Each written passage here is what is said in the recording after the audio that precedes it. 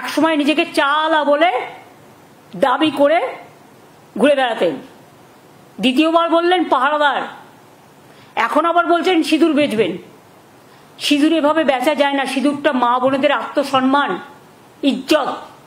বাংলার মা বোনেরা যে আত্মসম্মান নিয়ে বাঁচেন, ইউপিতে হয়, বিহারে হয়, আসামে হয়, গুজরাটে হয়, মধ্যপ্রদেশে হয়।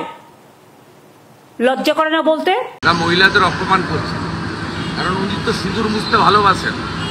হরগোবিন্দ দাস, চন্দন দাসের সিঁদুর তো উনি মুছেছেন, উনার মেহবুব আলম মুছিয়েছে।